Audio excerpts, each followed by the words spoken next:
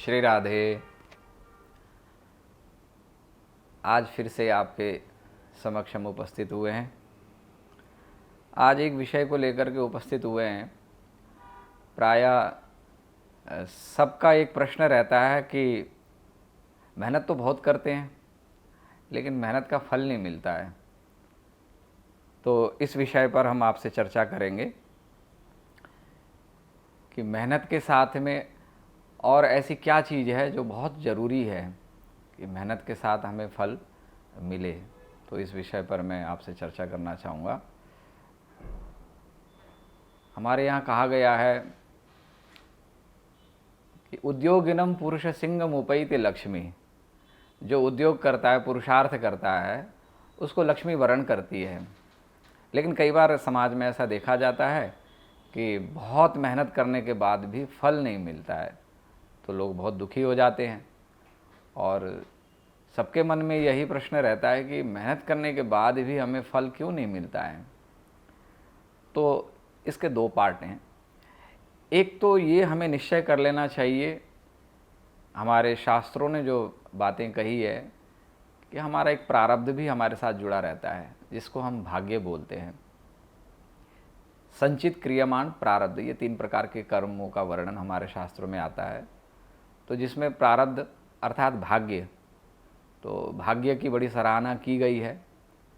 तो भाग्य भी प्रबल न हो तो मेहनत काम नहीं देता है। कई बार आपने देखा होगा कि मेहनत कम करते हैं लोग और सफलता उच्च शिखर को प्राप्त करते हैं। और कई लोग ऐसे होते हैं कि मेहनत बहुत करते हैं लेकिन उसके बाद भी उनको फल नहीं मिलता है। तो कहीं ना कहीं इसको हमें मानना ही पड़ेगा कि उस कर्म के पीछे उस व्यक्ति का भाग्य भी जुड़ा हुआ है। आपने कथा सुनी होगी ध्रुव जी महाराज की। ध्रुव जी ने 5 महीने में ही भगवान का दर्शन प्राप्त किया, जबकि बड़े बड़े ऋषि मुनि लोग भगवान की साधना करते करते थक गए लेकिन भगवान दर्शन देने नहीं आए। तो ध्रुव जी की कथा के पीछे कुछ कारण बताते हैं कि केवल 5 महीने की तपस्या से ही उन्होंने भगवान को नहीं रिझाया। पूर्व के जो संस्कार थे, उनके पूर्व का जो उनका भाग्य था, उस भाग्य ने भी साथ दिया। कुछ गुरुजनों का आशीर्वाद रहा, माता पिता का आशीर्वाद, गुरुजी का आशीर्वाद, और कुछ स्वयं का यत्न रहा, स्वयं की मेहनत रही, स्वयं का परिश्रम रहा। तो ये चीज़ें हमारे कर्म के साथ में अगर जुड़ जाए तो फल जल्दी देने वाला होता है। अब इसके साथ में एक बात और ध्यान रखने की है हमें, धैर्य। कर्म तो करें लेकिन धैर्य, कर्म के साथ में धैर्य भी होना जरूरी है। पेशेंस जिसको बोलते हैं, कि आप अपने जीवन में थोड़ा सा धैर्य रखें, थोड़ी सी प्रतीक्षा रखें। क्योंकि जिस कर्म में प्रतीक्षा होती है, धैर्य रहता है, भले ही विलंब से फल मिले लेकिन फल मीठा ही होता है। आपको एक छोटी सी कथा मैं आपको सुनाऊंगा। आप सब जानते हैं, जो विज्ञान के विद्यार्थी रहे हैं वो भली भांति जानते हैं इस चरित्र को। थॉमस एल्वा एडिसन, जिन्होंने बल्ब का आविष्कार किया, कथा आप सब जानते हैं। 999 बार उन्होंने प्रयास किया। 999 बार प्रयत्नशील रहने पर भी जिस काम में वो लगे हुए थे उनको सफलता नहीं मिली। तो दुनिया ने उनको पागल घोषित कर दिया। जितने भी बड़े बड़े वैज्ञानिक थे उन सब ने उनको पागल घोषित कर दिया कि ये तो पागल है। आखिरी बार जब उनको सफलता मिली तो लोगों ने उनसे पूछा कि इतने बार असफल होने पर भी आपने हार क्यों नहीं मानी।